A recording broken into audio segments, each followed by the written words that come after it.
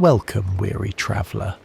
Get comfortable, close your eyes if you'd like, and let me take you back to a time when the American frontier was breathing its last breath. This is the world of Red Dead Redemption 2, a tale of outlaws, redemption, and the inevitable march of civilization across the wild landscapes of 1899 America. The year is 1899, and the Old West is dying. The vast open ranges that once seemed infinite are being carved up by railroads and telegraph wires. Towns that were once lawless havens are now patrolled by organized law enforcement. The federal government, through agencies like the Pinkerton Detective Agency, is hunting down the last remnants of outlaw gangs that once roamed freely across the frontier. This is a world caught between two eras, the romantic notion of the Wild West and the cold reality of the modern age.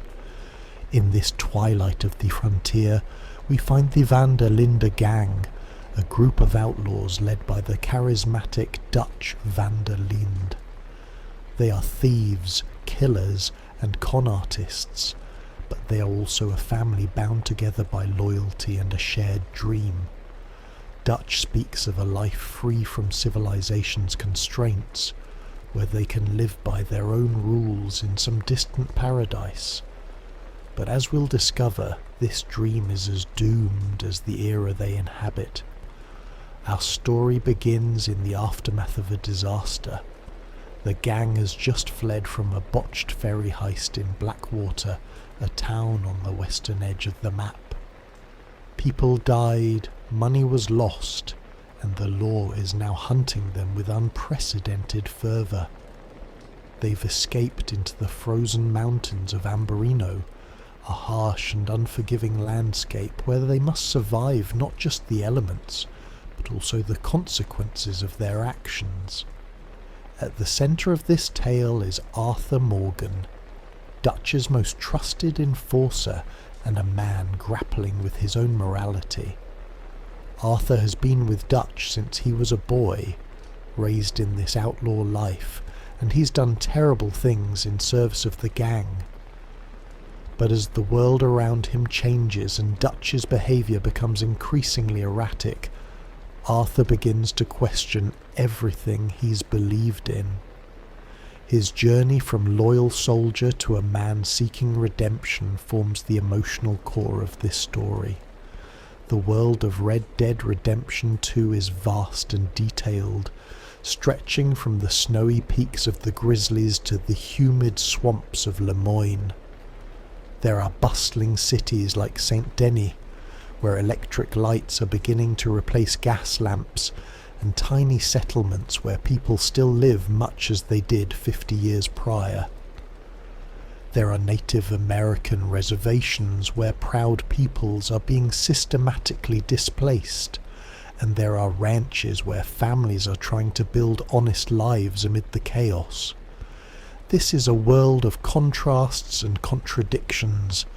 There is incredible beauty in the sunrise over the Dakota River and horrifying violence in the streets of Valentine. There are moments of genuine camaraderie around the campfire and bitter betrayals that tear families apart. The game captures both, the mythic allure of the Wild West and the brutal reality of life on the margins of society. As we journey through this tale tonight, we'll explore the lives of the Van der Linde gang members, the events that lead to their ultimate downfall, and the themes of loyalty, honour and change that permeate every moment of the story. We'll visit the places they called home, meet the people whose lives they touched, and understand why this story of outlaws in a dying world has resonated with so many. So settle in, let your breathing slow, and prepare to ride through the heartlands of America one more time. This is the story of Arthur Morgan and the Van der Linde gang, a tale of redemption in Red Dead Redemption 2. Chapter 1. The Van der Linde gang. The van der Linde gang wasn't always a large outfit. It started small, with just 3 men, Dutch van der Linde, Hosea Matthews, and a young boy they rescued from a life of poverty. That boy would grow up to become Arthur Morgan, and together, these 3 formed the core of what would eventually become one of the most notorious outlaw gangs in the American West. Dutch van der Linde is a complex man, equal parts philosopher and criminal. Born around 1855, Dutch grew up in a time when the West was truly wild, and he developed a worldview that rejected the encroaching civilization he saw around him. Dutch is educated and well-read, often quoting philosophers and writers to justify his actions. He speaks of freedom, of living outside society's rules, of creating a place where people can be truly free. He's charismatic and persuasive, able to inspire fierce loyalty in his followers. Dutch genuinely believes he's fighting for something noble, that the gang isn't just a criminal enterprise but a family and a way of life worth preserving. But Dutch is also prideful, stubborn, and increasingly unstable. He has a plan, always a plan, but his plans grow more desperate and dangerous as the story progresses. He needs to be seen as a leader, as a man with vision, and this need makes him vulnerable to manipulation. Dutch's philosophy sounds noble in the abstract, but in practice it often requires violence and exploitation. He robs from the rich, certainly, but the poor often suffer in the crossfire. As the law closes in and the gang faces mounting pressure, the contradiction between Dutch's ideals and his actions becomes impossible to ignore. Hosea Matthews is Dutch's oldest friend, and the gang's voice of reason. Where Dutch is impulsive and emotional, Hosea is thoughtful and pragmatic. He's been a con man and thief his whole life, but he's grown weary of the outlaw lifestyle. Hosea is in his 50s, suffering from a persistent cough that hints at a deeper illness. He genuinely cares for the people in the gang, particularly Arthur and John, whom he helped raise.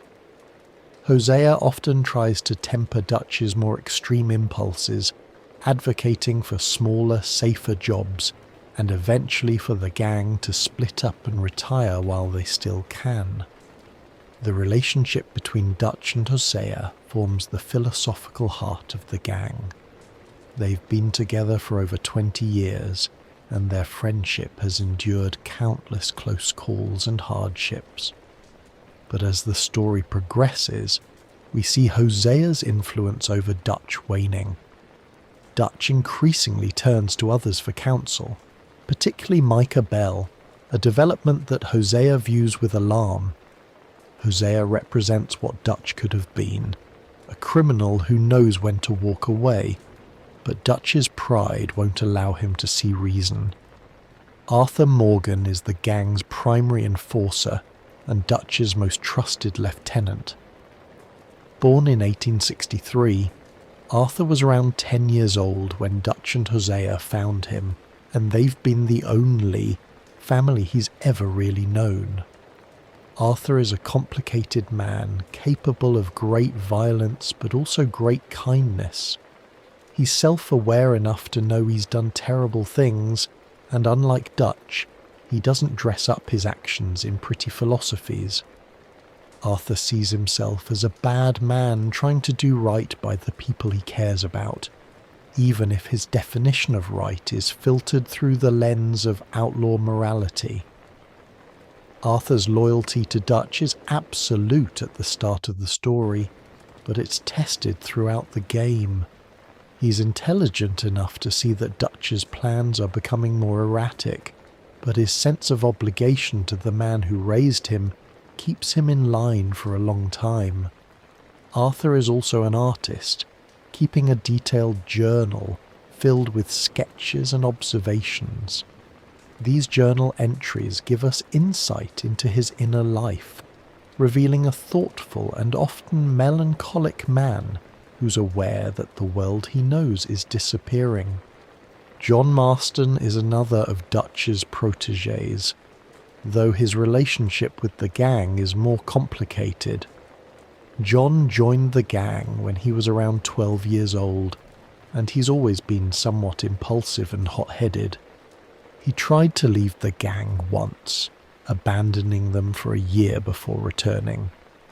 This betrayal has never been fully forgiven, particularly by Arthur, who sees John as irresponsible and unreliable. John has a partner, Abigail Roberts, and a son, Jack, which adds another layer of complexity to his position in the gang. He wants to be a good father, but he doesn't know how, having never had a real family of his own. The relationship between Arthur and John is fascinating. They're like brothers, but brothers who've hurt each other and carry old resentments. Arthur sees John as a younger, less responsible version of himself, and he's often critical of John's choices. But as the story progresses and Arthur faces his own mortality, his attitude toward John shifts. He begins to see John as someone worth saving, someone who still has a chance at a real life. The gang includes many other memorable characters. Charles Smith is a mixed-race man, half black and half Native American, who joined the gang recently but quickly proved himself invaluable. He's quiet, principled, and incredibly skilled as a hunter and tracker. Charles represents a different kind of outlaw, one driven to crime by the limited opportunities available to him in racist America, rather than by any philosophical rejection of civilization. Sadie Adler joins the gang under tragic circumstances. The gang finds her at her ranch after the O'Driscoll boys, a rival gang, murdered her husband. Initially in shock and grief, Sadie transforms over the course of the story into one of the gang's most fierce and capable members. Her arc is one of the most dramatic in the game, as she goes from a widow in mourning to a hardened gunslinger seeking revenge. Bill Williamson is a former soldier who was dishonorably discharged and found a home with the gang. He's loyal but not particularly bright, and he craves Dutch's approval desperately. Javier Escuela is a Mexican revolutionary who fled to America and joined the gang. He's loyal to Dutch and a skilled gunman, but as the gang fractures, his loyalties will be tested. Then there's Micah Bell, and Micah is trouble from the moment he appears. He's a career criminal, racist, and genuinely unpleasant person who nonetheless manages to ingratiate himself with Dutch. Micah represents the worst aspects of the outlaw lifestyle, the violence and cruelty without any of the honor or philosophy. His influence on Dutch grows throughout the story, and he becomes a wedge that drives the gang apart. The gang also includes several women and non-combatants. There's Abigail Roberts, John's partner, and a former working girl who's trying to build a better life for her son. There's Tilly Jackson, a young woman trying to escape her past. There's Mary Beth Gaskill, a sweet girl who loves reading romance novels and dreams of becoming a writer. There's Karen Jones, who struggles with alcohol and depression. And there's Susan Grimshaw, the camp's matriarch who keeps everyone in line and makes sure the work gets done. Together, these people form a family, dysfunctional and criminal as it may be. They've chosen each other, and for many of them, the gang is the only real family they've ever known. This makes the gang's eventual disintegration all the more tragic. Chapter 2, Arthur Morgan. To truly understand Red Dead Redemption 2, we must understand Arthur Morgan. He is the lens through which we experience this world, and his internal struggle between loyalty and morality drives the emotional core of the story. Arthur is not a good man by conventional standards, but he's not entirely bad either. He exists in a moral grey area shaped by his upbringing and circumstances, trying to find meaning in a life defined by violence. Arthur was born in 1863, the son of Lyle Morgan, a man Arthur remembers as mean and worthless. His mother died when he was young, and his father was eventually killed for stealing from a man in a poker game. Arthur was around 10 years old when Dutch Vander Linde and Hosea Matthews found him, orphaned and alone. They took him in, taught him to read and write, and trained him in the outlaw trade. In many ways, Dutch and Hosea gave Arthur the only real family he'd ever known, and this debt of gratitude forms the foundation of his loyalty to Dutch. Growing up in the gang, Arthur became Dutch's most trusted enforcer. He's the one Dutch sends when violence is needed, when someone needs to be intimidated, or when a job requires someone tough and reliable. Arthur is good at this work, frighteningly good, and he's done terrible things in service of the gang. He's killed, robbed, and threatened countless people over the years. He doesn't pretend these actions are noble or justified. Unlike Dutch, Arthur doesn't wrap his crimes in philosophy. He knows he's a bad man doing bad things, and this self-awareness weighs on him. But Arthur is also capable of great kindness.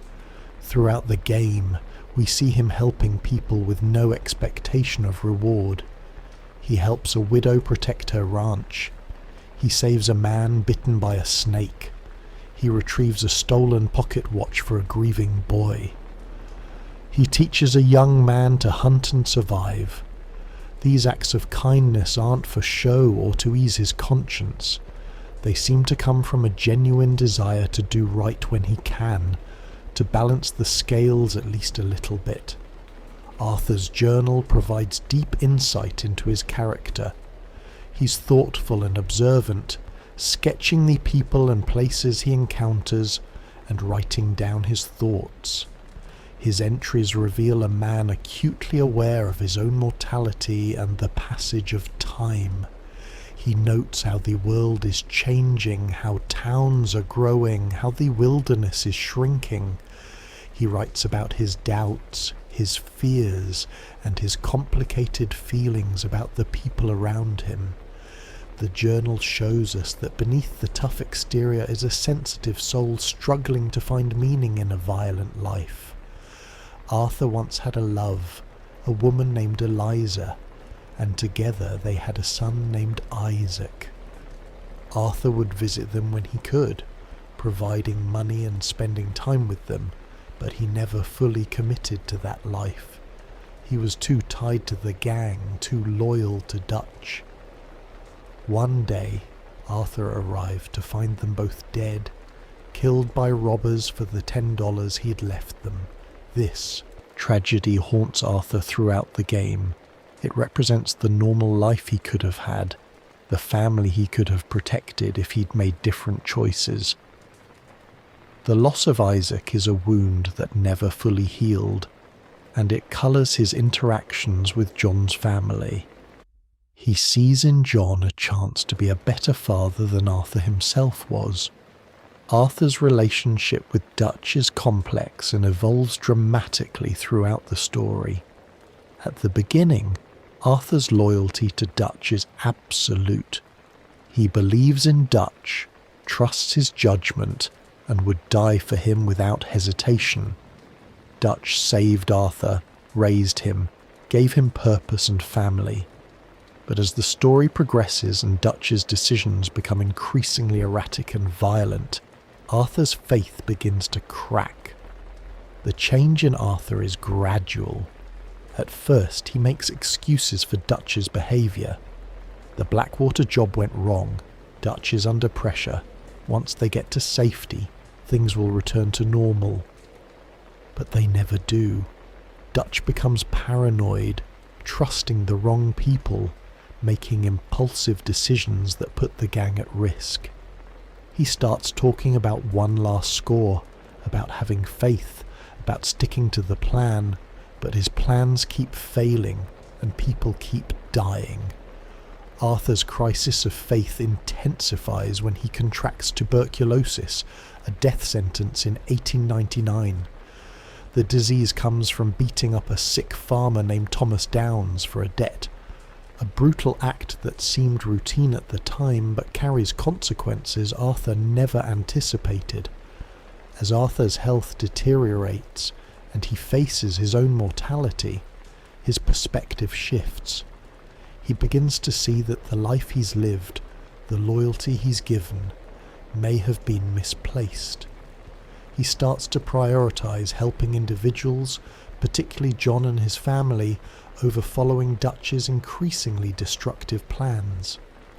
This tension between loyalty and morality defines Arthur's arc. He wants to believe in Dutch, wants to believe that the gang is a family worth dying for, but the evidence keeps mounting that Dutch has changed, or perhaps that Arthur is finally seeing Dutch clearly for the first time. Hosea's death is a turning point. Losing the voice of reason within the gang, Arthur feels increasingly isolated. He sees Dutch listening to Micah, a man Arthur neither trusts nor respects, and he knows in his heart that things are falling apart. What makes Arthur compelling is that he doesn't abandon his principles easily. Even as he questions Dutch, even as he sees the gang crumbling, he continues to try to hold things together. He hopes that Dutch will see reason, that the man who raised him is still in there somewhere. It's only in the final chapters, when the betrayals become undeniable, that Arthur fully breaks from Dutch and dedicates himself to ensuring that at least some good comes from his life. Arthur's redemption, if we can call it that, comes through sacrifice. He uses his remaining time to help people, to give John and his family a chance at the life Arthur never had. He returns money to the Downs widow. He helps rainfalls and the Native Americans. He protects the vulnerable members of the gang. Arthur knows he's dying, and he knows he can't erase his past, but he can at least try to leave the world a little better than he found it. In the end, Arthur Morgan is a tragic figure. He's a man born into the wrong time, raised into a life of violence and loyal to a fault. His redemption is incomplete. His past is littered with victims, but his final acts show that even someone like Arthur can choose to be better, can choose to do right even when it costs him everything. Chapter 3: The Blackwater Massacre and Flight East. Before we ever take control of Arthur Morgan, something has gone terribly wrong. The game opens with the Van der Linde gang fleeing through a blizzard in the mountains, desperate and hunted. They've just escaped from Blackwater, a town on the western edge of the map, where a ferry heist ended in disaster. This event, known as the Blackwater Massacre, casts a long shadow over the entire story, and though we never play through it, its consequences drive much of the plot. The Blackwater job was supposed to be a big score, the kind of take that would set the gang up for life. Dutch had planned to rob a ferry carrying a significant amount of money. It seemed like a good opportunity, the kind of job the gang had pulled off many times before. But everything that could go wrong did go wrong. The job turned into a bloodbath. According to the stories told by gang members, innocent people died, lawmen were killed, and the gang barely escaped with their lives. They didn't even get the money they came for. Worse, a girl named Heidi McCourt was killed during the robbery, and Dutch himself may have been the one who shot her. This detail is troubling for many gang members, particularly Arthur and Hosea, because it represents the kind of senseless violence they've tried to avoid. Killing innocents, particularly women, goes against the gang's code, such as it is. The fact that Dutch was involved suggests that something in him has changed, that the pressure and desperation have made him more ruthless.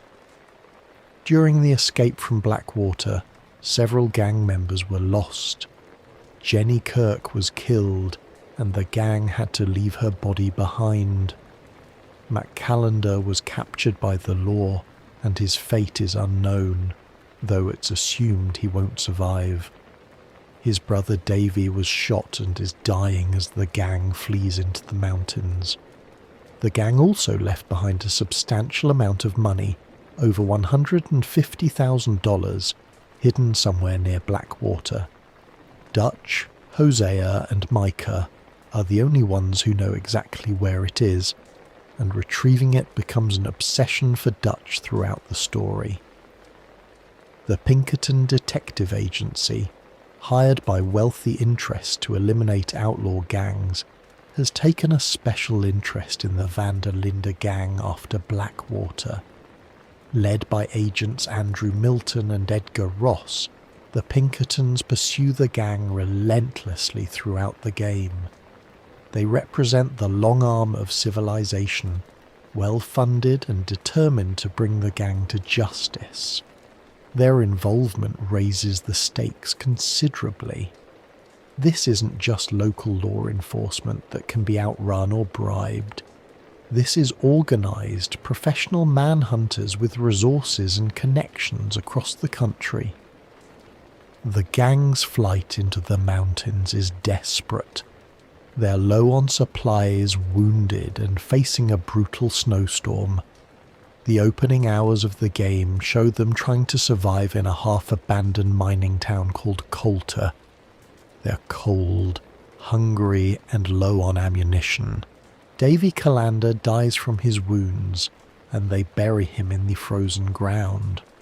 It's a grim start to the story, establishing immediately that this isn't a tale of triumphant outlaws, but of desperate people struggling to survive.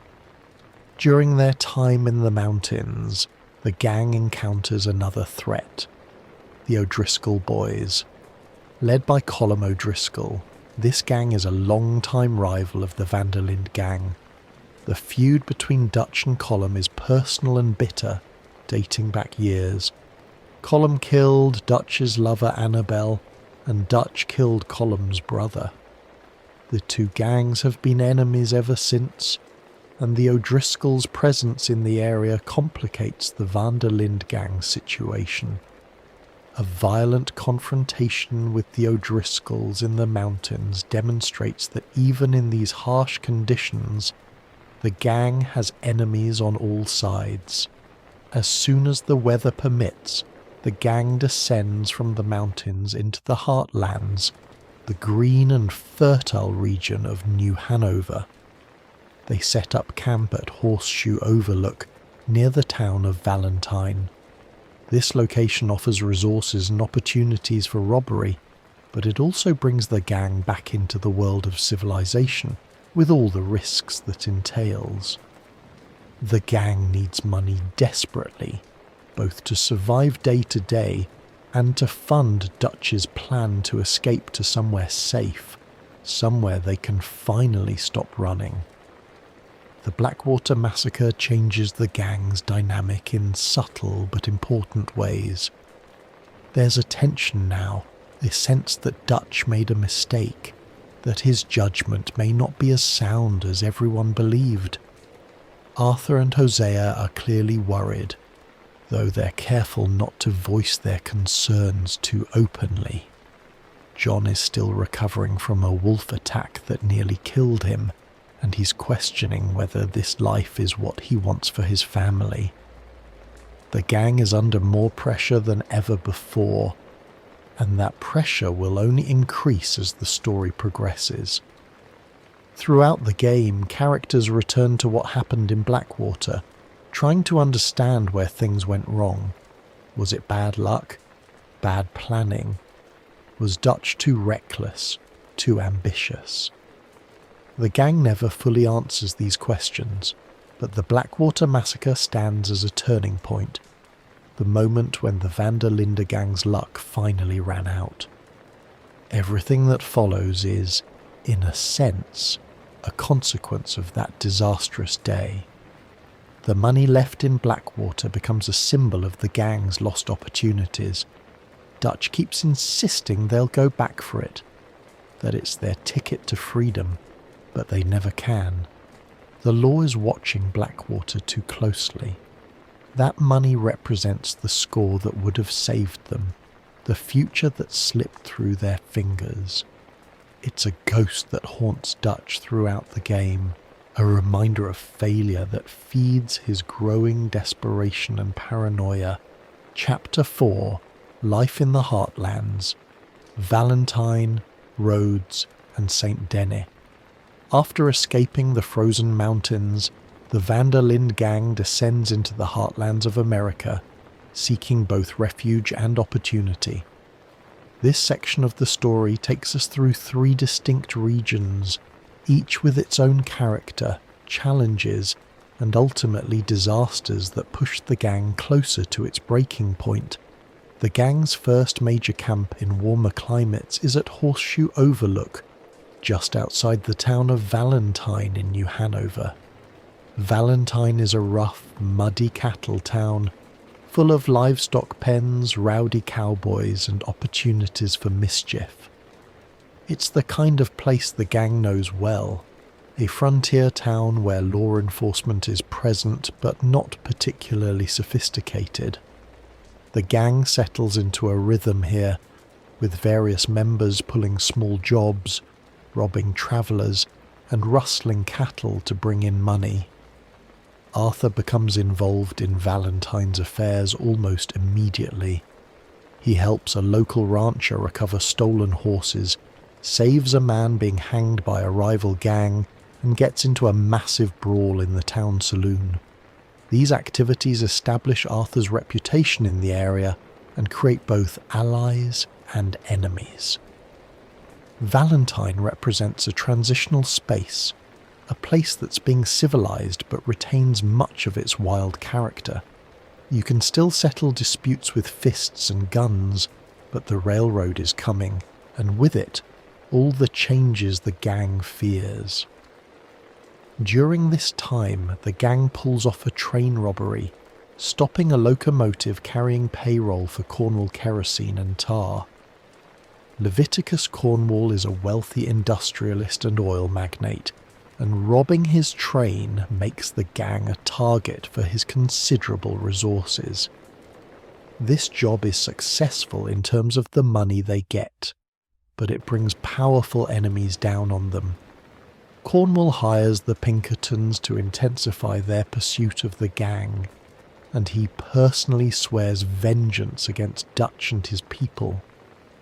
The gang also learns that Jack Marston, John's young son, has been kidnapped by a gang of Italian criminals working for a local crime boss named Angelo Bronte. The gang mounts a rescue operation that takes them into the state of Lemoyne, specifically the town of Rhodes. After successfully rescuing Jack, the gang decides to relocate to Lemoyne, setting up camp at Clemens Point on the shores of Flatiron Lake. Lemoyne is different from New Hanover. It's the South, still carrying the scars of the Civil War decades later. The region has a feudal quality, with 2 powerful families, the Greys and the Braithwaites, locked in a bitter rivalry that goes back generations. Dutch sees opportunity in this conflict and begins playing both families against each other, taking money from both sides while promising to help each family destroy the other. This scheme embodies Dutch's cunning and his overconfidence. He believes he's manipulating the Greys and Braithwaites, staying one step ahead of these rural aristocrats. but Dutch underestimates his opponents. Both families realize they're being played, and they strike back. The Greys ambush the gang during what was supposed to be a peaceful meeting, and a massive gunfight breaks out in the streets of Rhodes. Sean McGuire, a young Irish member of the gang who'd been full of life and bravado, is shot in the head without warning. His death shocks the gang. Sean was annoying sometimes, but he was family, and his sudden, brutal death brings home the reality of their situation. The situation with the Braithwaites ends even worse. The gang discovers that the Braithwaites have taken Jack again, this time as revenge for Dutch's deception. In a rage, Dutch leads the gang to Braithwaite Manor, where they burn down the mansion and kill almost everyone inside. Catherine Braithwaite, the family matriarch, reveals before she dies that Jack has been given to Angelo Bronte in St. Denis. The gang has to swallow their pride and deal with Bronte again, this time on his terms. St. Denis is the jewel of Lemoyne, a large city modelled after New Orleans. It's a place of electric lights, trolley cars and strict law enforcement. For a gang used to operating in the wilderness and small towns, St. Denis is dangerous territory. The gang sets up camp in the swamps outside the city at Shady Belle, a rundown former plantation house infested with raiders, who the gang violently displaces. Angelo Bronte is a powerful crime boss in St. Denis, an Italian immigrant who's built a criminal empire while maintaining a veneer of respectability. He returns Jack to the gang, but makes it clear that he owns them now, that they're in his city and under his power. He manipulates Dutch, sending the gang on humiliating errands and setting them up for failure. Bronte epitomizes everything Dutch hates about civilization: corruption disguised as culture, power exercised through money and influence rather than strength and conviction. In St. Denis, the gang gets involved in increasingly desperate schemes. They rob a riverboat, kidnap and interrogate wealthy men, and try to maintain their lifestyle in a city where they're clearly out of their element. Dutch's obsession with one more big score intensifies. He believes that if they can just get enough money, they can disappear to somewhere the law can't reach them. Tahiti becomes Dutch's recurring fantasy, a tropical paradise where the gang can finally live in peace. The relationship between Dutch and Bronte deteriorates until Dutch does something shocking. He kidnaps Bronte, and during a boat ride through the swamps, Dutch brutally drowns him and feeds his body to an alligator. This act of savage violence disturbs many gang members. It's one thing to kill in self-defense or during a robbery, but this is cold-blooded murder born from Dutch's wounded pride. It's another sign that Dutch is changing, becoming more ruthless and unpredictable. This act of vengeance against Bronte leads directly to the gang's next disaster. Dutch plans to rob the St. Denis Bank, believing it holds enough money to finally fund their escape. Hosea and Lenny go inside as part of the robbery crew, while the rest of the gang waits nearby. But it's a trap. The Pinkertons knew they were coming, possibly tipped off by someone close to the gang. A massive gunfight erupts inside and outside the bank. During the chaos, Hosea Matthews is executed by Agent Milton right on the street. Hosea, the voice of reason and Dutch's oldest friend, is killed without ceremony, shot down like a dog. Inside the bank, Lenny Summers, a young and bright member of the gang, is also killed. The gang fights their way through the city, suffering casualties and barely escaping. They flee to the docks and board a ship in desperation, not even knowing where it's heading. As the ship pulls away from St. Denis, carrying the survivors to an unknown destination, the gang realizes they've lost not just Hosea and Lenny, but John Marston as well, who was captured by the Pinkertons during the escape. The St. Denis bank robbery represents the gang's lowest point so far. They've lost their wisest member, several good people are dead, and John is in the law's hands. Dutch's plans have led to disaster again, and the gang is more scattered and desperate than ever.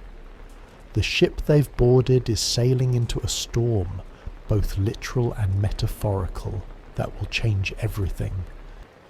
Chapter 5. Guarma. Paradise. Lost. The ship carrying the survivors of the St. Denis disaster runs into a storm and wrecks off the coast of Guarma, a small island nation in the Caribbean. This section of the game is surreal and dreamlike, taking the gang completely out of their element and dropping them into a tropical conflict that has nothing to do with them. Guarma serves several purposes in the story. It's a physical representation of Dutch's dream of escape, an island paradise that turns out to be just as violent and corrupt as the world they left. It also accelerates Dutch's moral decline, pushing him further into paranoia and brutality. The gang members who make it to Guarma are Dutch: Arthur, Bill, Micah, and Javier. Others may have survived the shipwreck, but they're scattered along the coast or lost at sea. The island is in the midst of a brutal civil war. A dictator named Alberto Fusaya controls the island through military force, using enslaved workers to harvest sugar cane and other resources. A rebel leader named Hercule is fighting against Fusa's regime, and the gang quickly becomes entangled in this conflict. At first, the gang just wants to leave the island and return to America. They're worried about the others back in Lemoyne, wondering who survived and what happened to John. But escaping isn't simple. The island is under military control, and foreigners are immediately suspect. Dutch quickly involves himself in the revolutionary cause, seeing parallels between Hercule's fight for freedom and his own philosophy.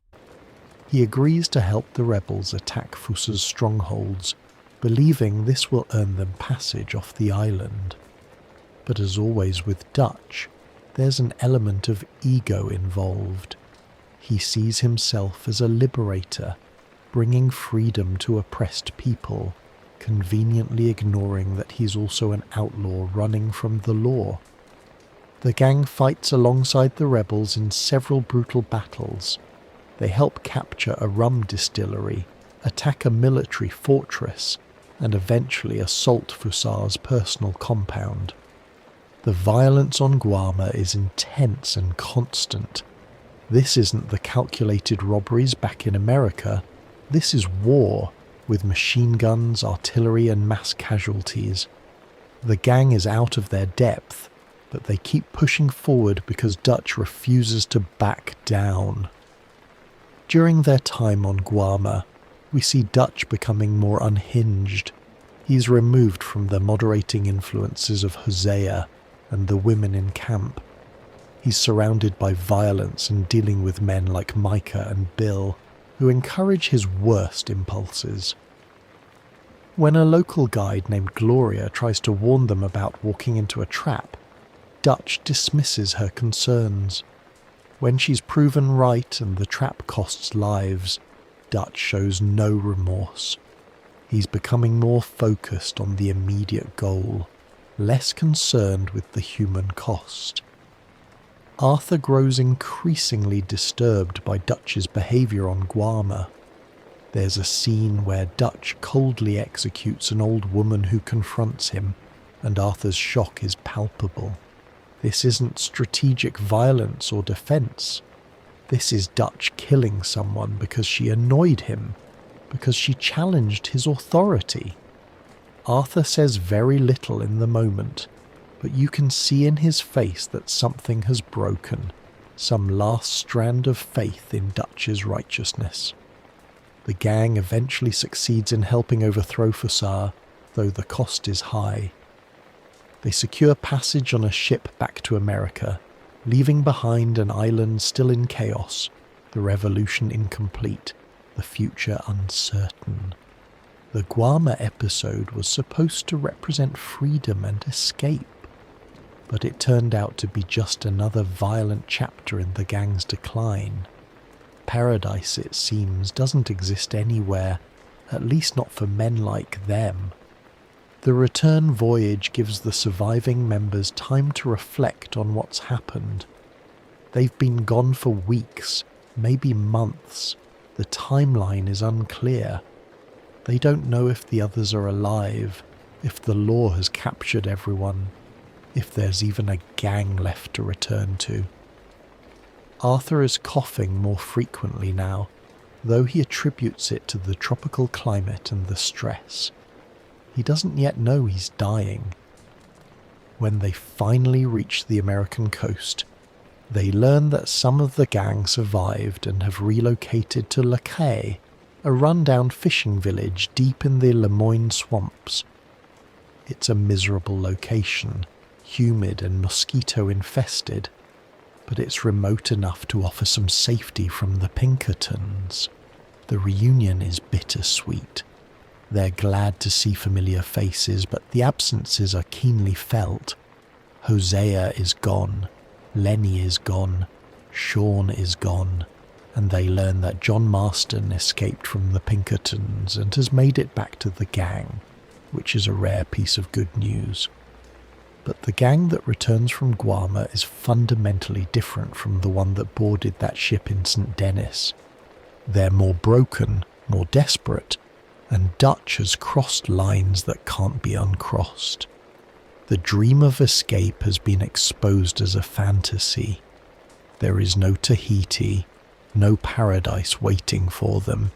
There's just survival, one day at a time, until the inevitable end. Chapter 6, Beaver Hollow and Betrayal. After the disaster in St. Denis and the surreal violence of Guarma, the Van der Linde gang finds itself at its lowest point. They've lost their wisest members, their resources are depleted, and the law continues to close in. The gang relocates from the swamps of Lacay to a cave hideout called Beaver Hollow in the mountains of Roanoke Ridge. It's a dark, dank place, full of shadows and bad history. The location itself seems to reflect the gang's deteriorating state. A far cry from the pleasant camp at Horseshoe Overlook where things seemed possible. Beaver Hollow is haunted by more than just bad memories. The cave system was once home to a group of devil worshippers or cultists, and evidence of their dark practices remains. It's an unwelcoming place that feels like a tomb, and for many gang members it will be. The atmosphere in camp is tense and fractured. Dutch is increasingly paranoid, constantly talking about loyalty and faith while trusting fewer people. Micah Bell has become Dutch's primary advisor, and his influence over Dutch is nearly complete.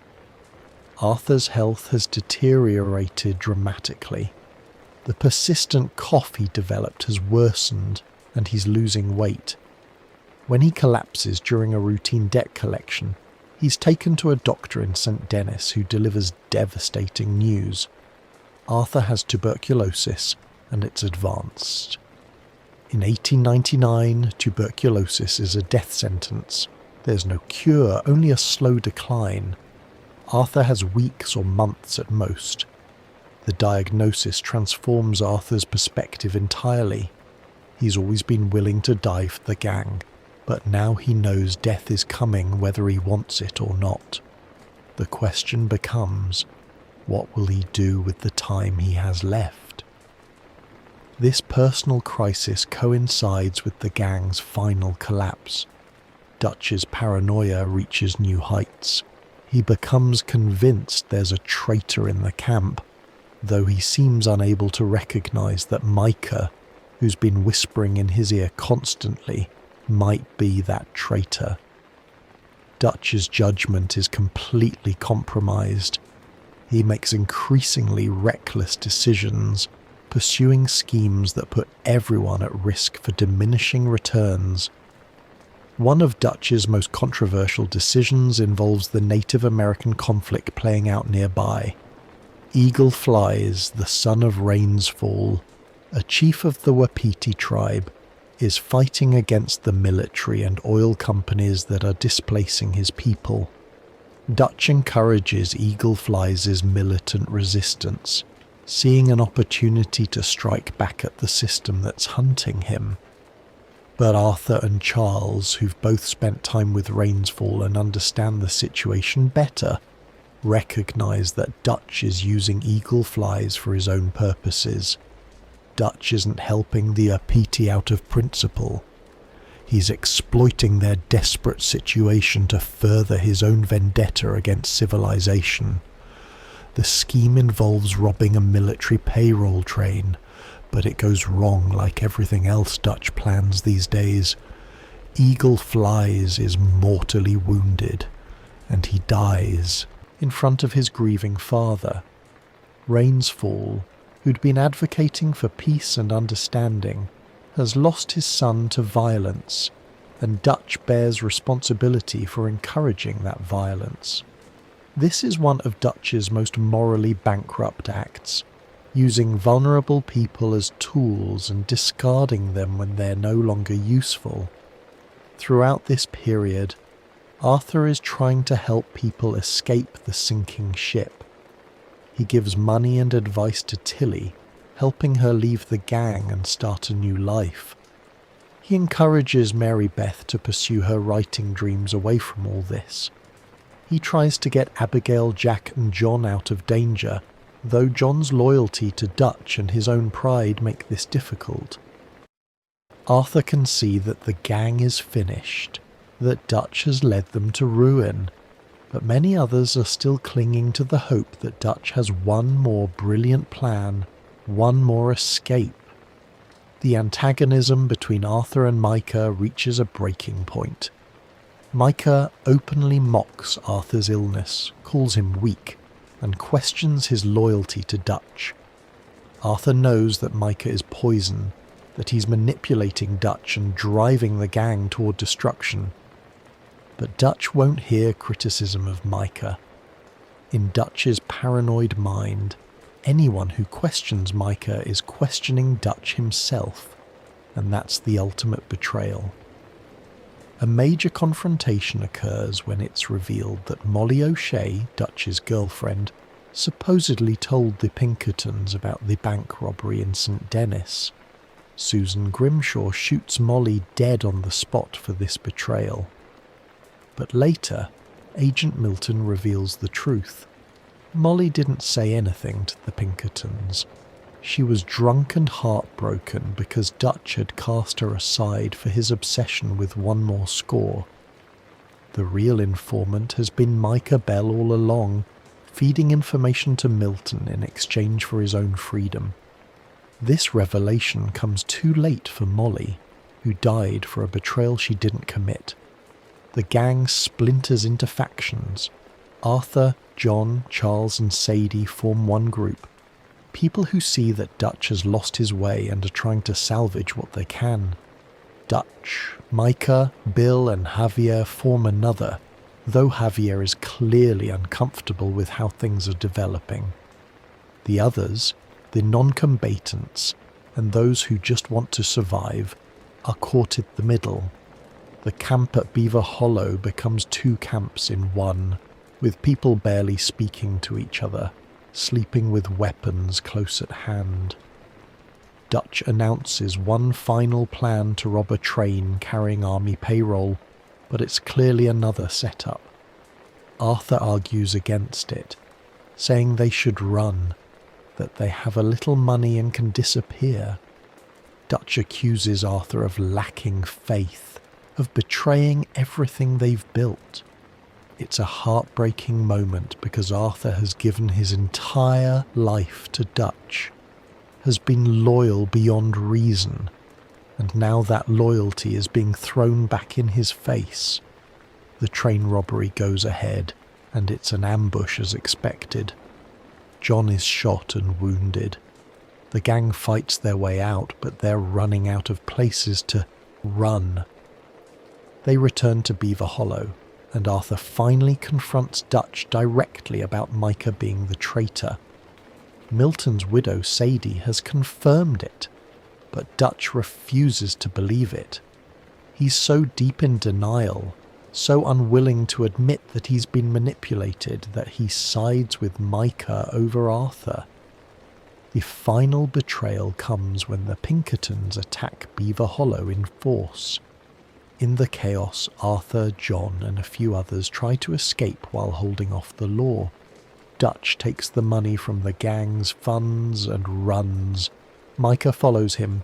It's every person for themselves now. The gang that Dutch spent decades building, that he claimed was a family bound by loyalty, disintegrates in minutes when real pressure is applied.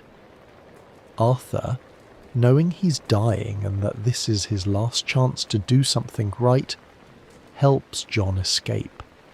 He fights off pursuing lawmen, confronts Micah in a final showdown, and uses his remaining strength to ensure John and his family have a chance at the life Arthur never had.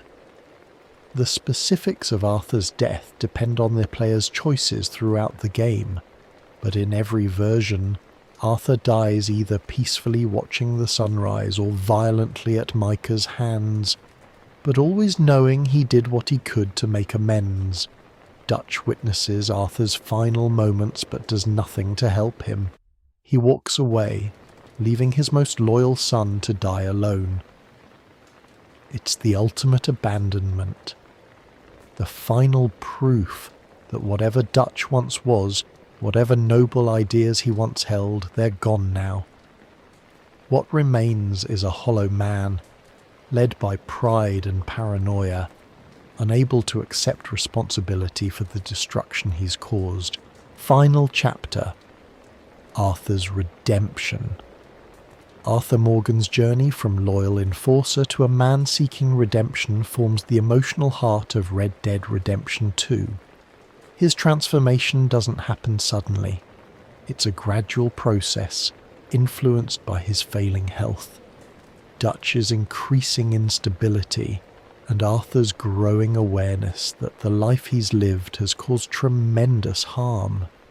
The final chapters of Arthur's life are about him trying to balance the scales, to leave behind something good despite all the bad he's done.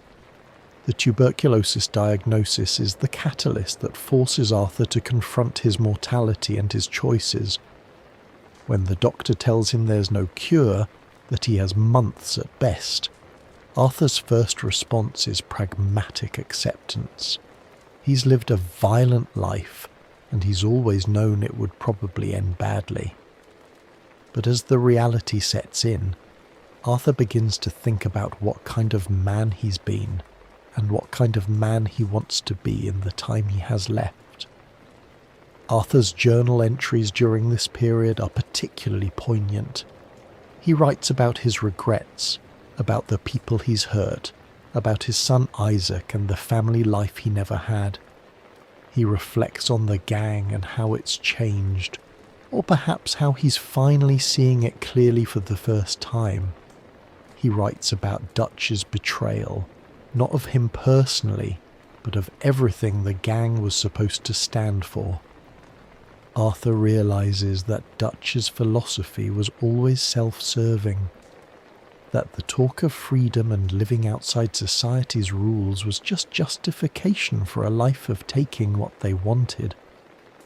One of the most significant relationships in Arthur's final days is with Sister Calderon, a nun he encounters while helping the poor in St. Denis.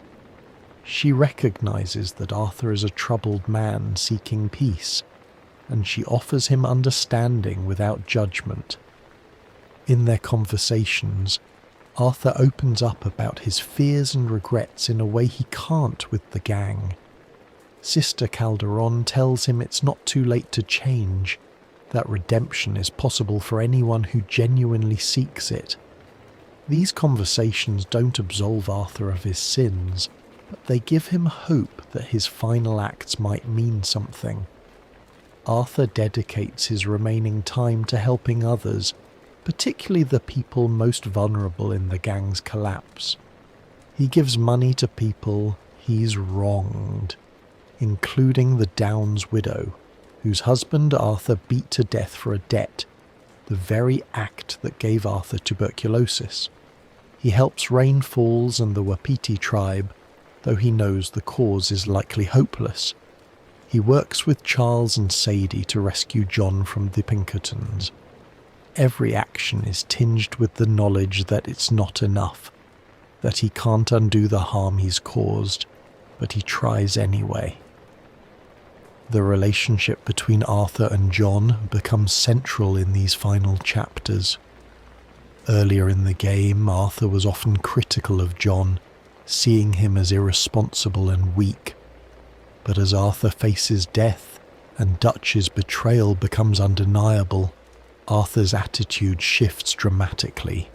He sees in John someone who still has a chance, someone who can leave this life and build something honest. Arthur becomes determined to give John and his family that chance, even if it costs Arthur everything. Arthur's final confrontation with Micah is inevitable. Micah represents everything Arthur has come to hate about the outlaw life, the cruelty without principle, the violence without purpose. When the Pinkertons attack Beaver Hollow and the gang scatters, Arthur could run and save himself. Instead, he goes back for John, helps him escape, and then faces Micah to buy John time. It's a suicidal decision, but it's also the most principled choice Arthur has made in his entire life. He's choosing sacrifice over survival, choosing to help someone else at the cost of his own life. The final confrontation can play out differently, depending on the player's choices throughout the game, specifically their honor level. If Arthur has been honorable, helping people and avoiding unnecessary violence, the final scenes are more peaceful. Arthur confronts Micah, but before they can kill each other, Arthur's tuberculosis overwhelms him.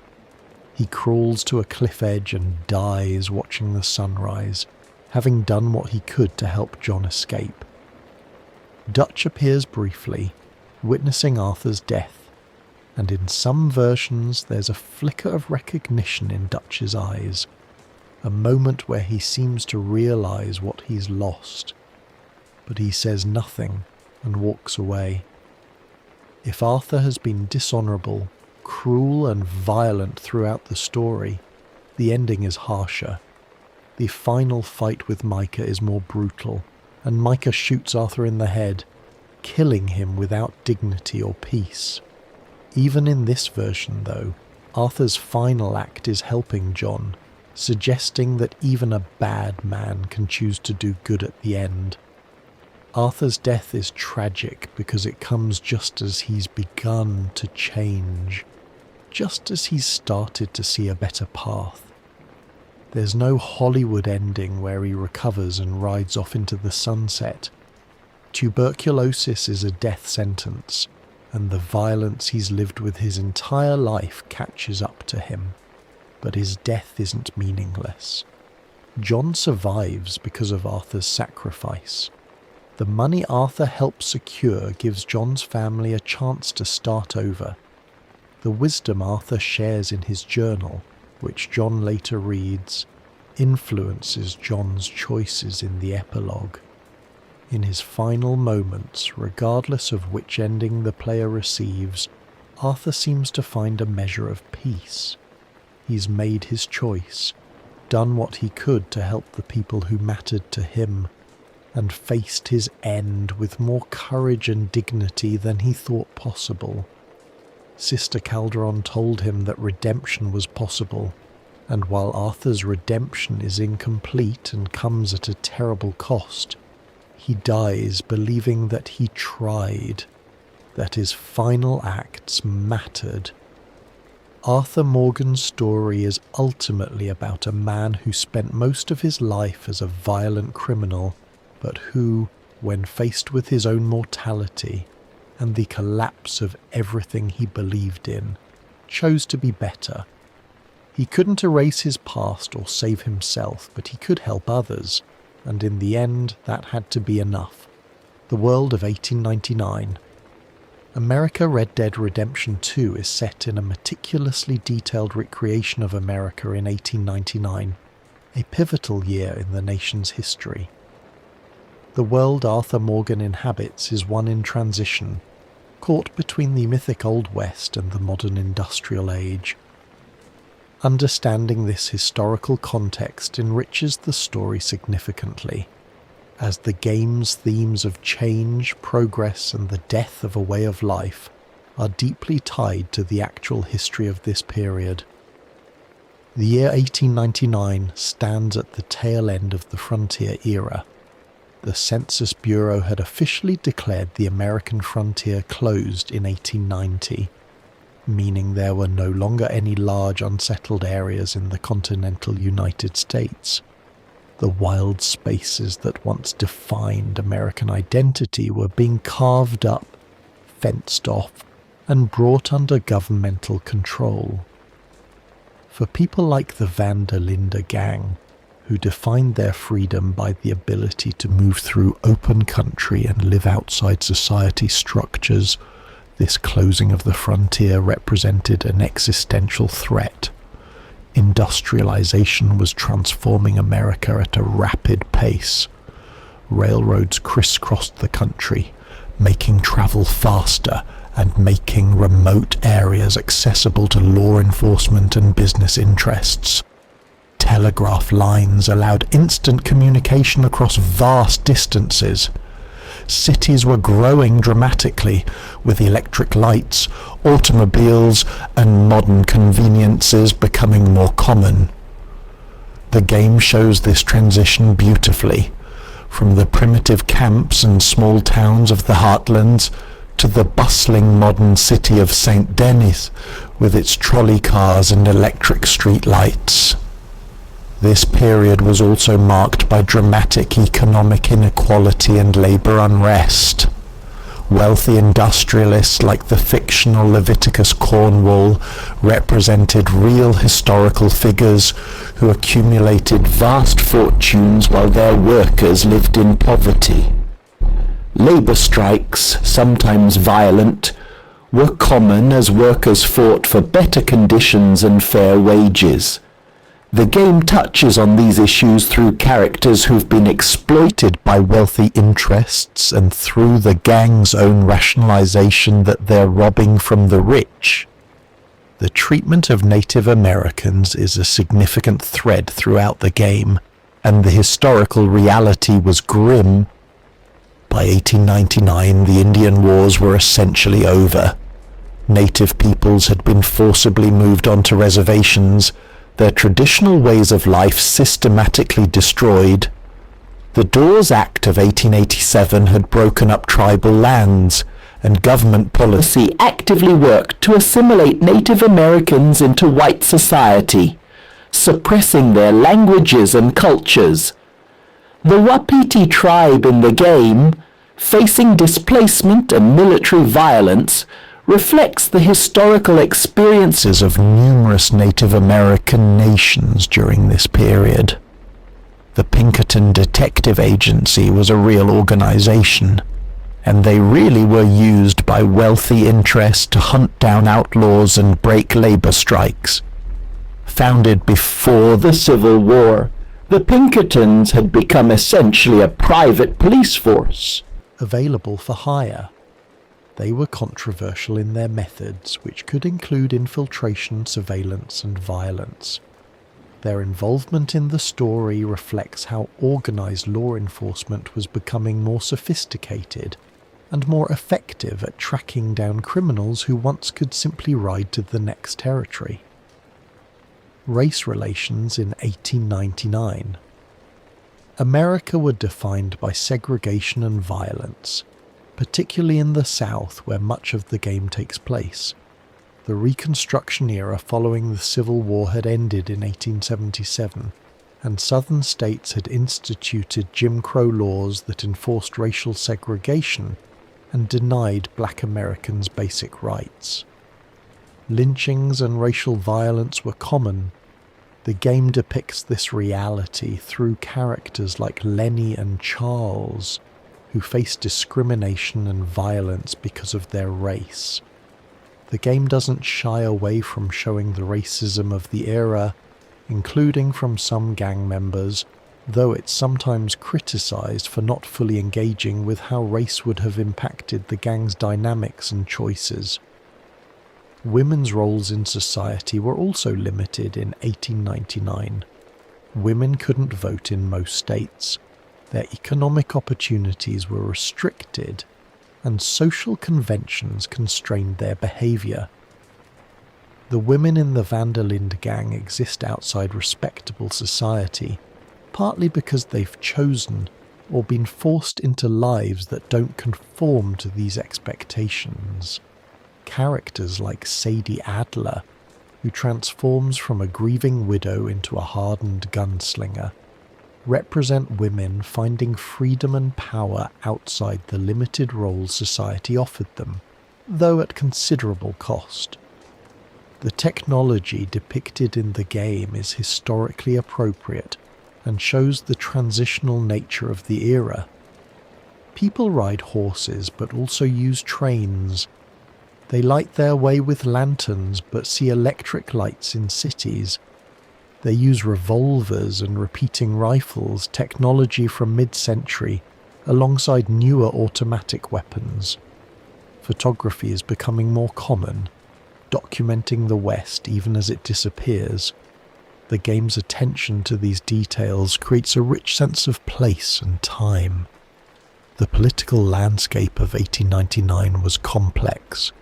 The United States had just finished fighting the Spanish-American War in 1898, emerging as an imperial power with new territories in the Caribbean and Pacific. Progressive movements were gaining strength, pushing for reforms in labor, women's rights, and government corruption. But conservative forces remained powerful, particularly in rural areas and the South. The tension between progress and tradition, between federal authority and local control was ongoing. Medicine in 1899 was primitive by modern standards. Tuberculosis was a leading cause of death, and there was no effective treatment. Antibiotics hadn't been discovered yet. Surgery was dangerous, and infection often fatal. The game shows this reality through Arthur's diagnosis and decline. When the doctor tells Arthur there's no cure, he's stating simple medical fact for the era. The despair Arthur feels reflects how powerless people were against certain illnesses. The world of Red Dead Redemption 2 is one where the future is visible but not yet dominant. You can see modernity coming, industrialization spreading, but large parts of the country still operate as they did decades earlier. For the Van der Linde gang and people like them, this transition is catastrophic. They've built their lives around a world that's disappearing, and they lack the skills or desire to adapt to what's replacing it. The historical context makes their struggle more poignant because we know how this story ends.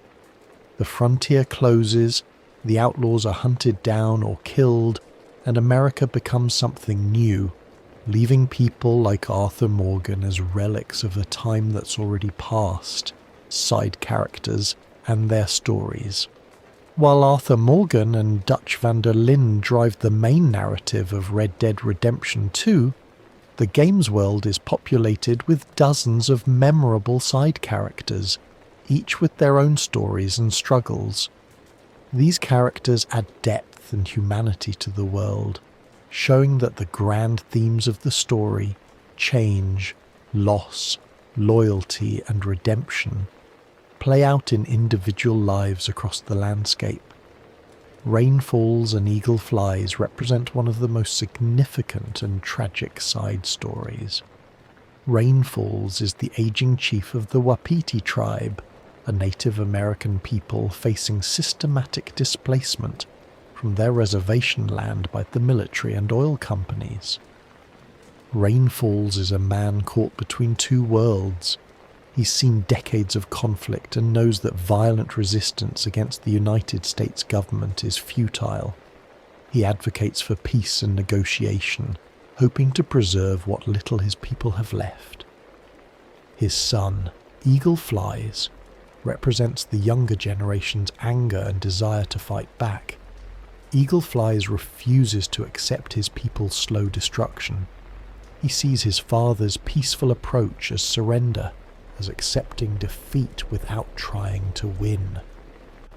The conflict between Rain Falls and Eagle Flies mirrors larger historical patterns in Native American history, the tension between accommodation and resistance, the generational divide in how to respond to overwhelming force. Arthur and Charles become involved with the Wapiti, and Arthur in particular develops respect for Rain Falls.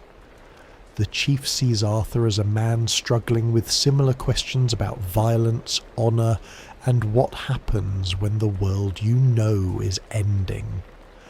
Their conversations are among the game's most thoughtful, touching on themes of fatherhood, legacy, and whether violence can ever be justified in defence of one's people. Eagle Flies' story ends in tragedy. Encouraged by Dutch, who sees the Wapiti struggle as parallel to his own, Eagle Flies leads increasingly desperate raids against the military. A final attack on a military train goes wrong, and Eagle Flies is mortally wounded. He dies in front of his father, his resistance ending not in victory, but in confirming Rain Falls' fears about the cost of violence. Rain Falls is left to lead his shattered people forward, mourning his son, and knowing that the Wapiti's way of life cannot survive regardless of what path they choose. Sadie Adler undergoes one of the most dramatic character arcs in the game. When we first meet Sadie, she's a widow in shock, found at her ranch after the O'Driscoll boys killed her husband Jake. She's traumatized and vulnerable, barely able to speak. But as time passes, Sadie's grief transforms into fury. She refuses to remain a victim. She learns to fight, takes up weapons, and becomes one of the gang's most fearless members. Sadie's transformation is both empowering and disturbing. She becomes extraordinarily violent, driven by rage and loss. She doesn't just want survival, she wants revenge against the O'Driscolls and anyone else who'd harm innocent people. After the gang's collapse, Sadie becomes a bounty hunter, channeling her violence into something resembling justice. Her partnership with Arthur in the later chapters is one of the game's highlights. Two broken people trying to do right while knowing they're both tainted by violence. The Downs family represents one of Arthur's greatest failures and his chance at redemption. Thomas Downs is a poor farmer who borrowed money from the gang and couldn't repay it. Leopold Strauss, the gang's loan shark, sends Arthur to collect the debt. Arthur finds Downs, already sick with tuberculosis, and beats him severely in front of his wife Edith and son Archie. Downs dies shortly after, and his family is left destitute. This seemingly minor collection job has enormous consequences. Arthur contracts tuberculosis from Downs during the beating, the disease that will eventually kill him. But more than that, the Downs family's suffering haunts Arthur. Edith is forced into prostitution to survive, and Archie is left embittered and traumatized. When Arthur learns he's dying, He tracks down the Downs family and returns the money, attempting to make amends. Edith tells him that money can't erase what he did, and she's right. Arthur knows this, but he tries anyway. The Downs family story shows how the gang's actions have real consequences for real people, how violence ripples outward, destroying lives. Penelope Braithwaite and Beau Gray are young lovers from feuding families, a Romeo and Juliet story set against the southern aristocracy's decline. Penelope is trapped by her family's expectations, forced into a role she doesn't want. Her family sees her as a commodity to be married off for political advantage. Beau is similarly constrained by his family's demands. Arthur helps them escape their families and elope, a rare, happy ending in a game full of tragedies. Their story represents the possibility of escaping the sins of previous generations, of choosing love over inherited hatred. Charlotte Balfour is a widow living alone in the wilderness, struggling to survive after her husband's death. Arthur encounters her and teaches her to hunt and survive. Their interactions are gentle and kind, a side of Arthur we don't always see. Charlotte represents the decent people trying to make honest lives in a harsh world. Arthur helps her without expecting anything in return, and in the epilogue, if you visit her as John, you learn she's survived and prospered, a testament to Arthur's positive impact. Hamish Sinclair is a veteran living alone with his wolf dog companion. He's lost a leg but maintains his independence and dignity. Arthur and Hamish go hunting together, and a genuine friendship develops. Hamish eventually dies during a hunting expedition, killed by a wild boar, and he leaves his horse to Arthur, a final gift between friends. Hamish's story is simple but affecting, showing that even in this violent world there's room for quiet friendship and mutual respect. Marko Dragic is an inventor working on electrical devices, including a primitive robot. He's brilliant but disconnected from human relationships, obsessed with his work. Arthur helps him test his inventions, and Dragic represents the future that's coming, a world of technology and science that will have no place for men like Arthur. His eventual murder by his own creation serves as dark commentary on progress and the dangers of pursuing advancement without wisdom. The Shalonian Brotherhood is a strange religious cult that believes that turtles carry the world on their backs and that the end times are coming. They're absurd and pathetic, but also human in their desperation for meaning and belonging. Arthur can interact with them multiple times, and their story is darkly comic, showing how people search for truth and purpose in even the strangest places. These side characters and many others flesh out the world of Red Dead Redemption 2, showing that everyone, from chiefs to widows to inventors, is struggling with the same fundamental questions about how to live in a changing world, how to maintain dignity in the face of loss, and whether redemption is possible after terrible mistakes.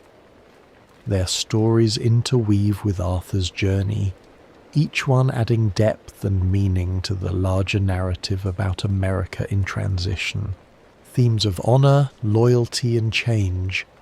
Red Dead Redemption 2 operates on multiple levels simultaneously. It's an adventure game about outlaws, but it's also a meditation on profound themes that give the story its lasting impact. The game explores honor, loyalty, and change in ways that challenge simple interpretations, showing how these values can both elevate and destroy people depending on how they're applied. The honor system in the game is more than just a mechanic. It reflects Arthur's internal struggle with morality. honor isn't about being perfect or avoiding all violence. It's about the choices Arthur makes within his constrained circumstances. Does he help a stranger whose horse went lame, or does he rob them? Does he return money to people he's wronged, or does he keep it? Does he show mercy when possible, or does he kill unnecessarily? These choices accumulate, shaping not just how NPCs react to Arthur, but also how Arthur sees himself. High honor doesn't erase Arthur's sins. He's still a killer and thief. But high honor suggests that Arthur tries to be decent when circumstances allow, that he has a code even if that code isn't conventional morality.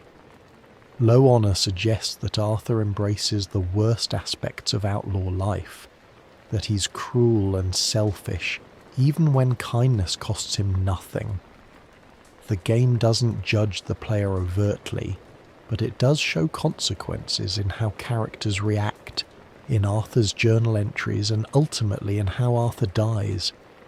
The theme of honor connects directly to Arthur's redemption arc. Arthur knows he can't undo his past, but he can choose how he acts going forward. High honor Arthur tries to leave the world better than he found it, helping people and making amends where possible. This doesn't save him. Tuberculosis and violence catch up to him regardless, but it gives his death meaning. He dies knowing he tried to be better, that his final acts were selfless. Low honor Arthur dies as he lived, violently and without grace, having learned nothing from his experiences. Loyalty is perhaps the most complex theme in the game. Arthur's loyalty to Dutch and the gang defines his life, but the game forces us to question when loyalty becomes complicity. Arthur stayed loyal to Dutch for decades, following orders even when they made him uncomfortable. He justified terrible acts because Dutch said they served the family's greater good. But what happens when the person you're loyal to changes? When their judgment fails? When loyalty requires you to abandon your own principles?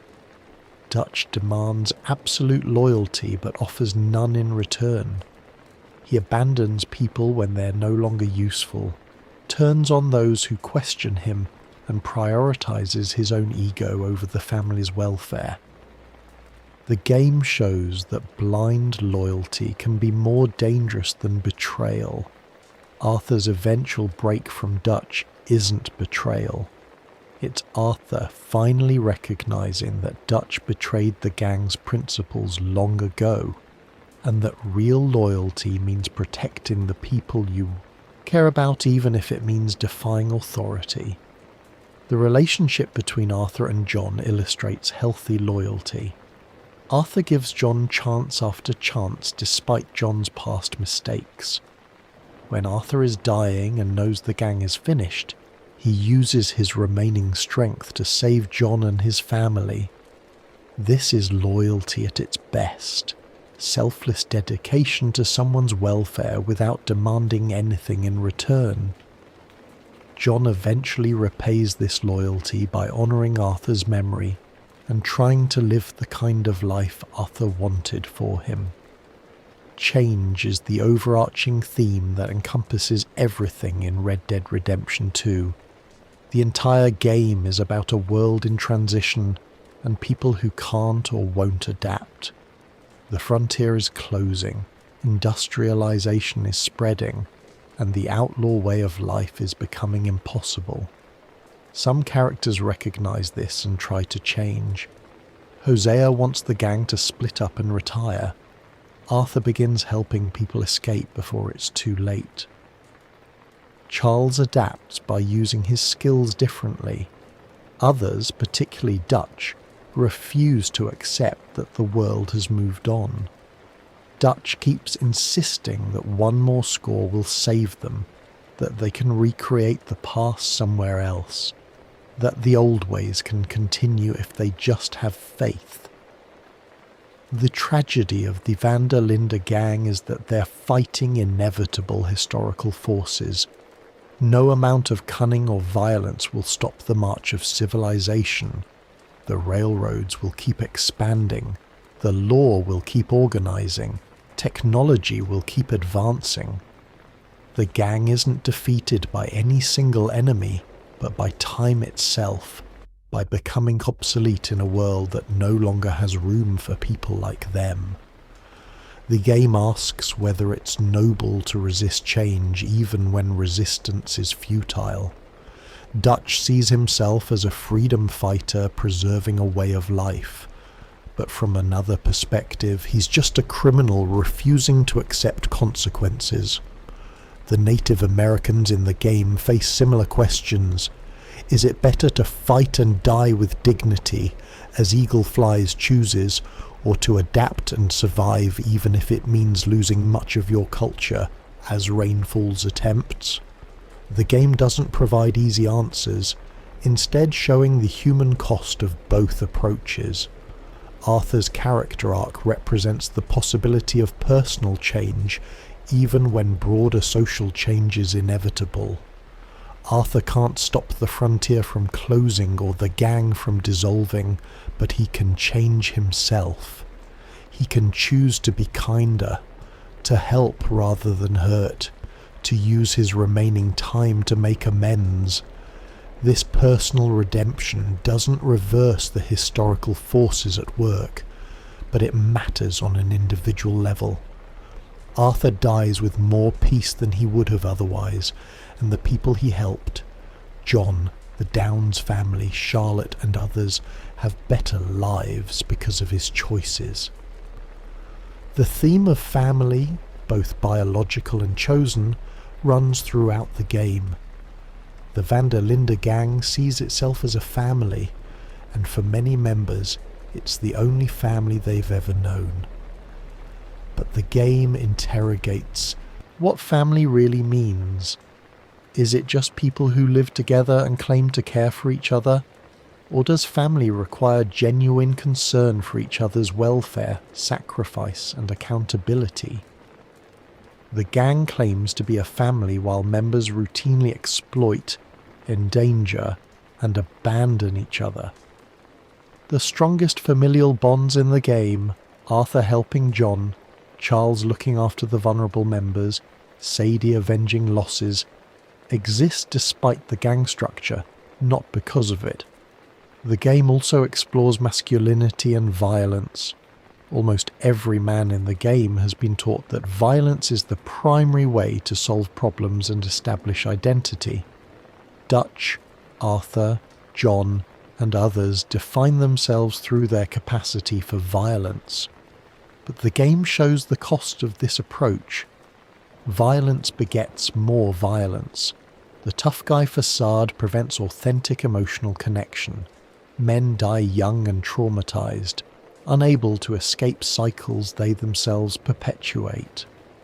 Arthur's journey includes recognizing that strength can mean restraint, that real courage might be admitting fear and seeking help, that masculine identity doesn't have to be built on violence. Ultimately, Red Dead Redemption 2's themes work together to create a complex portrait of America at a crossroads. It's a story about how people respond when their world is ending, when everything they've built their identity around becomes obsolete. Some people adapt, some fight futilely against the inevitable, and some try to find meaning in their final acts. The game doesn't offer simple moral lessons, but instead presents these themes in all their complexity, trusting players to wrestle with the questions it raises. Epilogue and legacy. After Arthur Morgan's death, many players might expect the game to end, but Red Dead Redemption 2 has a substantial epilogue that shifts focus to John Marston, exploring what happens after the van der Linde gang's collapse and setting up the events of the first Red Dead Redemption game. The epilogue is both a conclusion to this story and a beginning to John's, showing whether the sacrifices made in the main story ultimately mattered. The epilogue begins with John trying to live honestly. He takes a job on a ranch owned by a man named Geddes, working as a farmhand alongside other labourers. John is using a false name and trying to leave his outlaw past behind.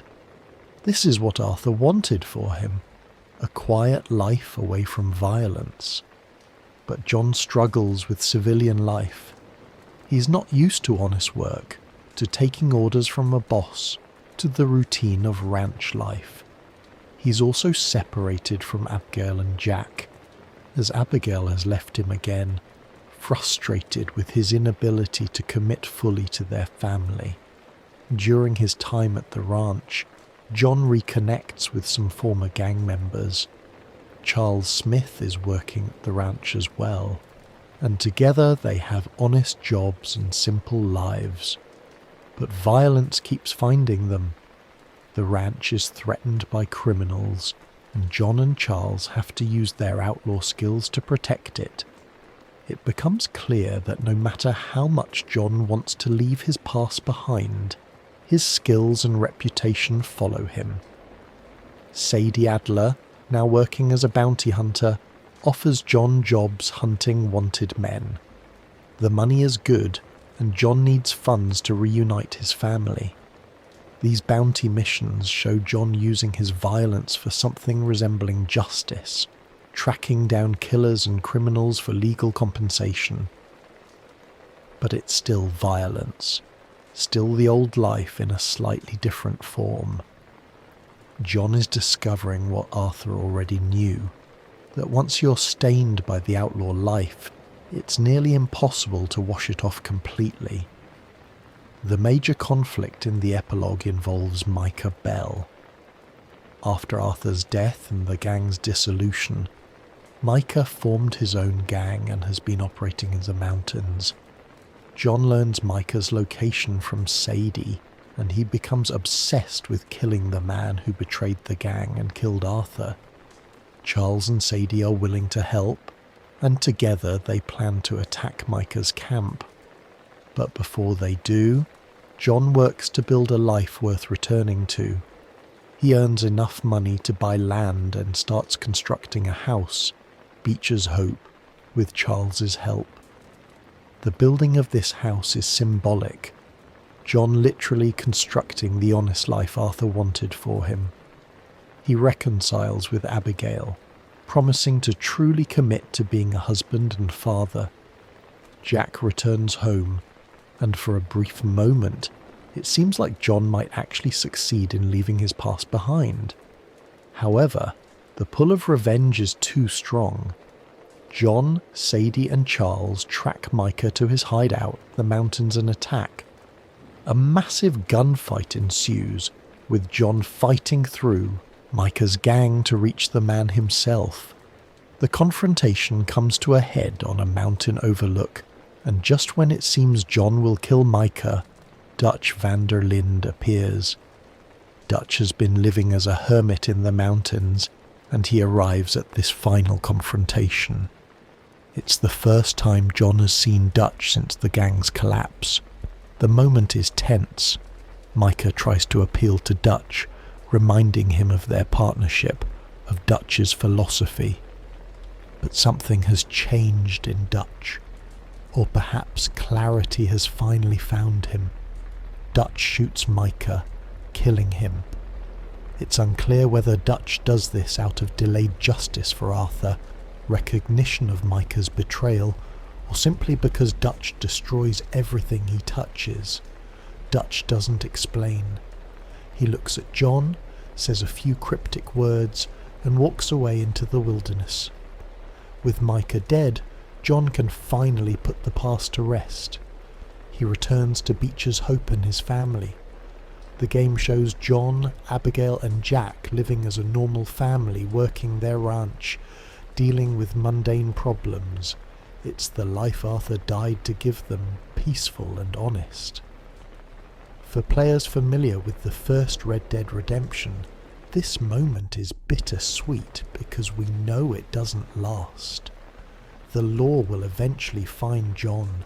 He'll be forced to hunt down his former brothers Bill and Javier, and he'll ultimately be killed by federal agents despite doing everything they asked.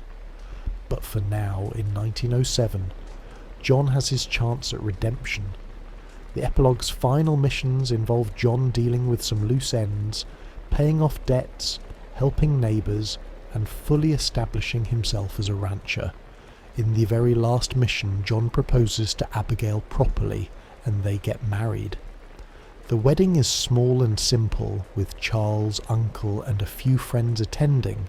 It's a happy ending, or as close to one as anyone gets in this world. The legacy of Red Dead Redemption 2 extends beyond the immediate story.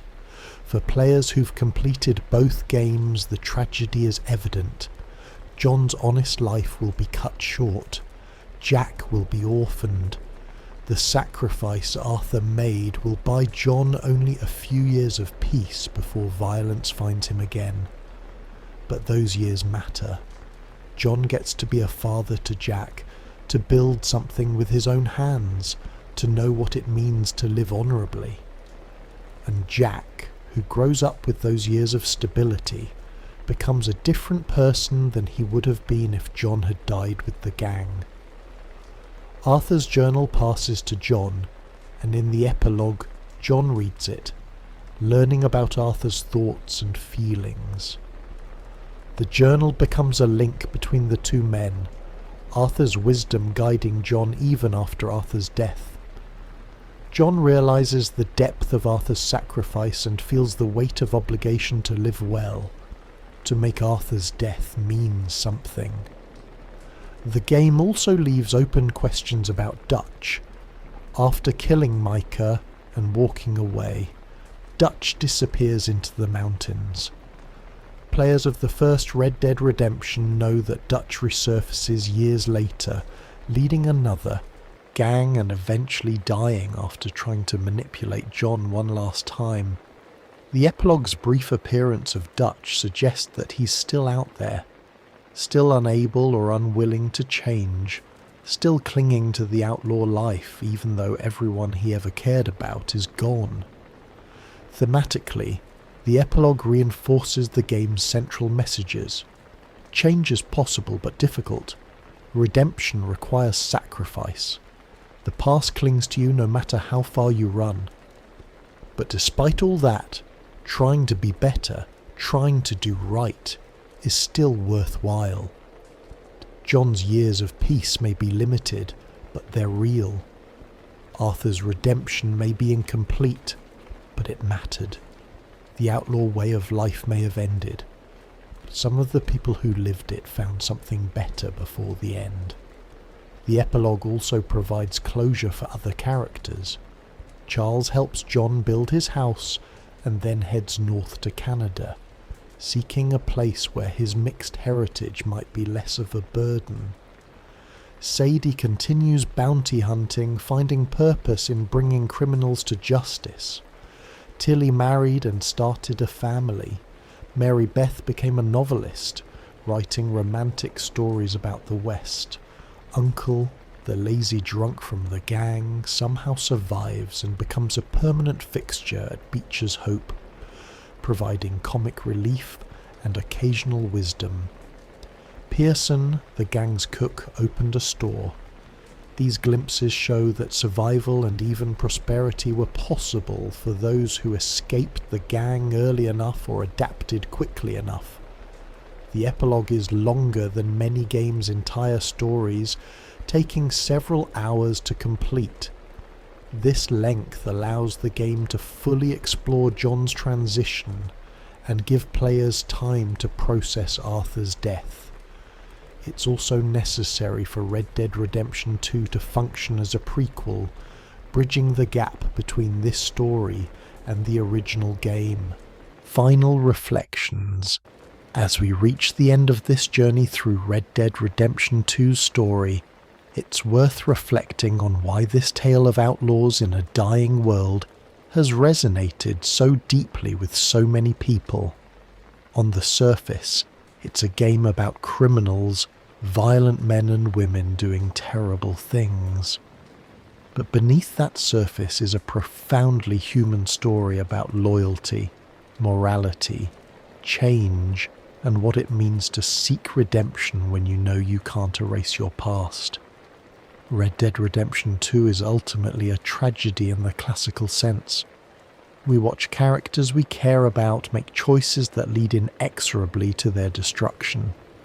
We see them struggling against forces, historical, personal, and philosophical, that they can't overcome.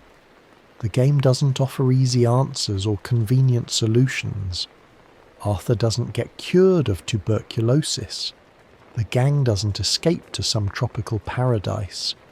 Dutch doesn't rediscover his better nature and make everything right.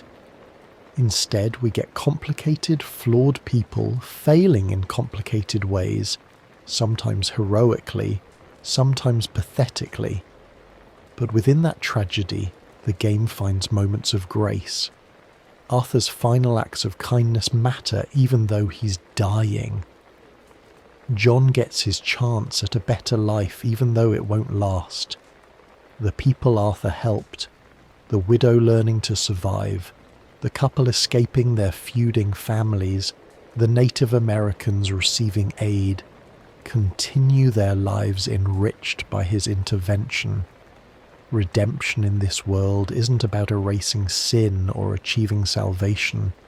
It's about choosing to be better in the moments you have left, about helping others even when you can't help yourself. The game's world is extraordinarily detailed, from the way horses realistically respond to terrain to the 100+ hour storyline filled with memorable characters. This detail serves the story.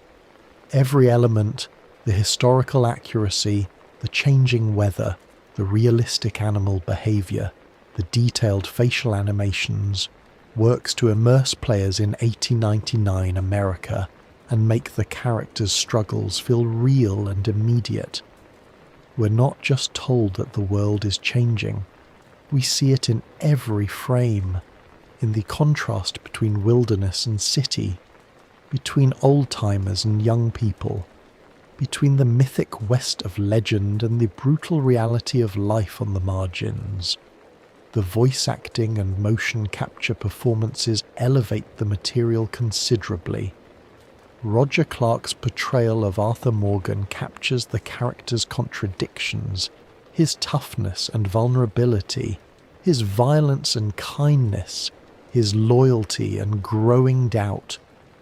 The entire cast brings depth to their characters, making even minor gang members feel like real people with histories and motivations. The facial animations allow for nuanced emotional performances that convey what characters are feeling even when they're not speaking. The game's pacing is deliberate, almost novelistic. It takes time to build relationships, to show the gang's daily life, to let players simply exist in this world.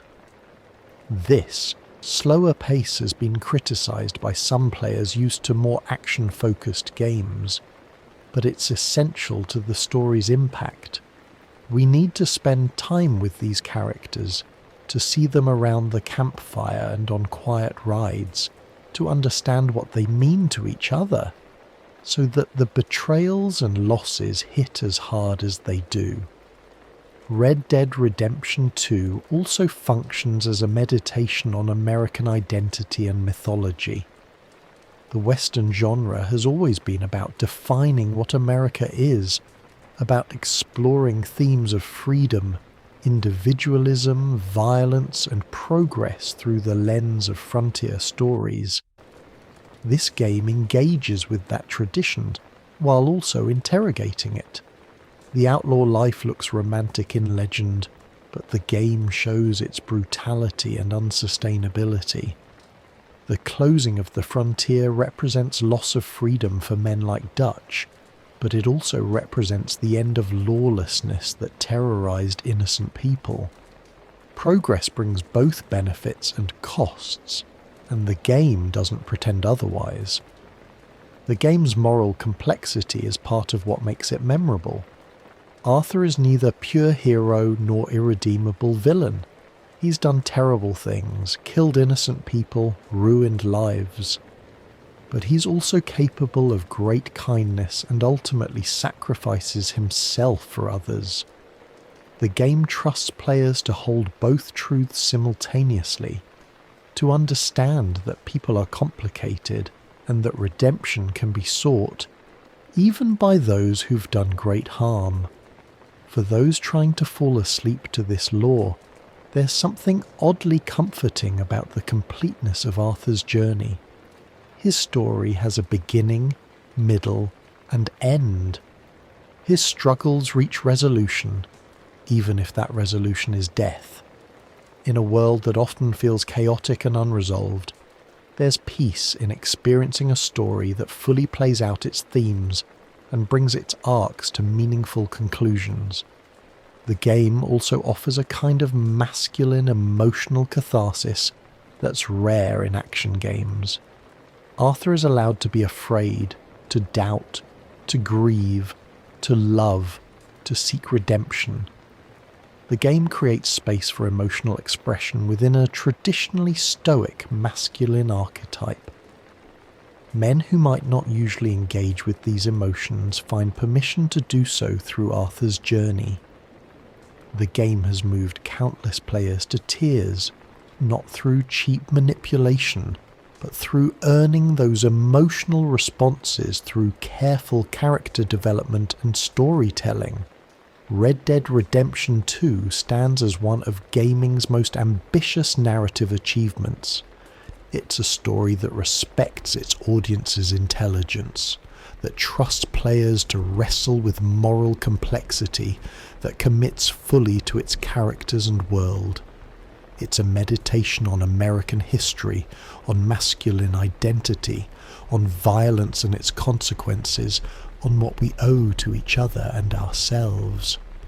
As we close this journey through the story of Arthur Morgan and the Van der Linde gang, we're left with images: a sunrise over the prairie, a campfire where friends share stories, a man coughing blood while trying to do one, last good thing, a family finally finding peace, a world transforming whether its inhabitants are ready or not.